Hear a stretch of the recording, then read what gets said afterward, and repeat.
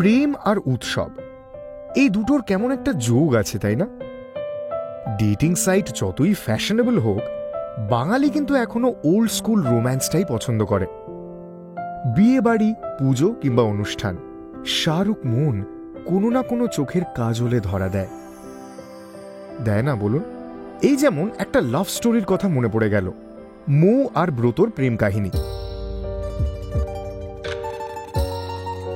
না, কাহিনীতে বিশেষ টুইস্ট নেই, নিখাত প্রেম, তবে খলনায়ক আছে, যে সে ভিলেন নয়, খুব পাওয়ারফুল। এই গল্পে প্রেমের পথের কাঁটা করোনা ভাইরাস, আমার হ্যাপি এন্ডিংও এই ভাইরাসের দৌলতেই হয়। এই দেখুন, গল্পটা না বলে বাকি সব বলে ফেলছি, একটু পিছিয়ে যাই।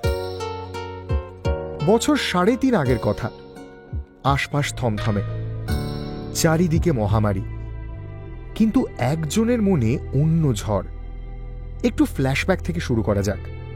অ্যাপার্টমেন্টের বাইরে ডিপার্টমেন্টাল স্টোর, ছোট্ট মৌকে নিয়ে ওর মা প্রায়ই আসেন। মৌয়ের বাবা বাইরে চাকরি করেন, মা মেয়েই থাকে এই কশিশ অ্যাপার্টমেন্টে। ডিপার্টমেন্টাল স্টোরটা ব্রতর বাবার। মৌয়ের থেকে ব্রত খানিক বড়, এই বছর 4-5 বড় হবে। ব্রত ওকে ঠিক কবে থেকে দেখছে তা ওর মনে নেই, তবে দেখছে, দেখেই চলেছে, কথা হয়নি কখনো ওদের।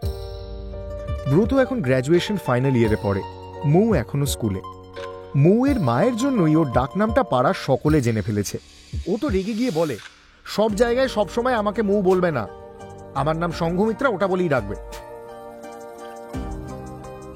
আজ পয়লা বৈশাখ, আজকের দিনটার জন্য সারা বছর অপেক্ষা করে থাকে ব্রত। পুজো হবে, সকলে আসবে, মৌও আসবে মায়ের শাড়ি পরে। ব্রত প্রসাদের প্লেটটা দিতে গিয়ে হালকা করে মৌয়ের আঙুল ছুঁয়ে যাবে। সেই ছোট থেকে এটাই ওর গোল্ড ট্রফি। ব্রত মনে মনে জানে, পোশাকি নাম যাই হোক না কেন, গোদা বাংলায় ওদের মুদির দোকান, ও মুদির ছেলে। ব্রত অবশ্য এইটুকুতেই খুশি।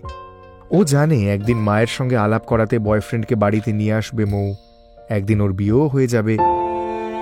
ব্রতর কাছে থেকে যাবে পয়লা বৈশাখের ওই সন্ধেটুকু। কিন্তু সেই বছর এই প্রাপ্তিটুকুও জুটল না ব্রতর কপালে।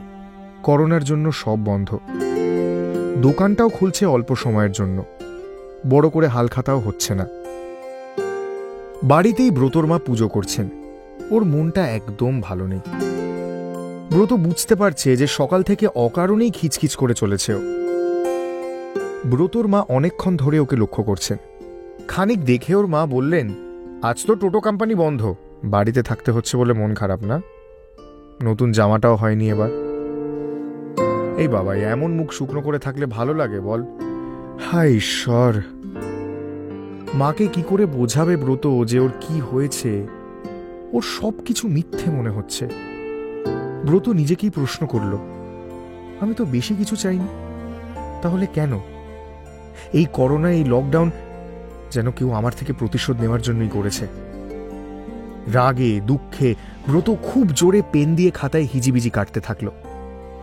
এমন সময় ওর বাবা ব্যস্ত হয়ে এসে বললেন, বাবাই একটা কাজ করে দে না, শোন শোন, বৌদি খুব বিপদে পড়ে ফোন করেছেন, এই বাজারে চাল ডাল সব শেষ হয়ে এসেছে, আমিও তো 2 দিন স্টোর খুলিনি, একটা ফর্দ দিচ্ছি, চট করে একবার দিয়ে আয় বাবা।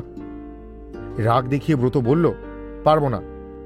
বাবা অনুরোধ করে বললেন, বৌদি একা থাকেন, মৌয়ের বাবা এখানে নেই, এতদিন ধরে আমাদের দোকানে আসছেন, এইটুকু করব না? ব্রত কেমন চমকে উঠল। ওর বুকের ভেতরটা ঢিপ ঢিপ করতে লাগলো। ওর মনের মধ্যে কে যেন বলে উঠল, তুমি এবছরও গোল্ড ট্রফিটা পাবে। খানিকটা সামলে নিয়েও বাবাকে বলল, যাচ্ছি। সোজা দোকান, দোকান থেকে কশিশের 8 নিচে দারোয়ান ব্রতকে দেখে জিজ্ঞেস করল, কিসকা চিজ ইয়ে? ব্রত উত্তর দিল, মৌয়ের মা অর্ডার দিয়েছেন। দারোয়ান বলল, रख के जाओ, हम भेज देंगे, कितना हुआ है बोलो। ব্রতর মনে যেন কেউ এক ছিপি তেতো ওষুধ ঢেলে দিল। হতাশ হয়েও ভাবল, এবছর সুখ ওর কপালে নেই। আর ঠিক তখনই একটা চেনা গলার স্বর শোনা গেল, কাকু ওকে আসতে দাও। ব্রতর শিরায় যেন খুব জোরে রক্ত দৌড়তে লাগলো। মন থেকে সবকিছু ঠেলে বেরোতে চাইছে, কিন্তু না, ওকে সংযত হতে হবে। নিজেকে স্থির করে ওপরে উঠে গেল ব্রত। মৌই দরজা খুলল। এই প্রথম বাড়ির পোশাকে মৌকে দেখল। এতে যেন আরো সুন্দর দেখাচ্ছে ওকে। আগে কখনো এভাবে মৌকে দেখেনি ব্রত। মৌ ওকে দেখে বলল, স্যানিটাইজার দিচ্ছি, স্প্রে করে নাও, জিনিসগুলো রেখে বসো। এ বলায় কেমন জানি অদ্ভুত জোর, তীব্র অধিকার বোধ। মৌ কি জানে যে ব্রত ওকে না করতে পারবে না? ব্রত কেমন ক্যাবলার মতো ইনস্ট্রাকশন ফলো করল। কাকিমাও বসার ঘরে এলেন। ব্রতকে দেখে বললেন, বাবা, তুমি যে কি উপকার করলে, এভাবে তোমায় আসতে হলো এই বিপদের সময়, আমার খুব লজ্জা করছে। ব্রত কিছু বলার আগেই মৌ এসে ওর হাতে এক পেয়ালা চা ধরিয়ে দিল। ওর আঙুল ব্রতর আঙুল স্পর্শ করল। এই যেন ব্রতর বার্ষিক পাওনা মেটানো। এমন নববর্ষ ও কখনো কাটায়নি। তারপর কি হলো, প্রেম আদৌ হলো কিনা, এসব জেনে কি হবে? মোমেন্টস, ইয়াদগার মুহূর্ত তৈরি হলো, এটাই তো আসল।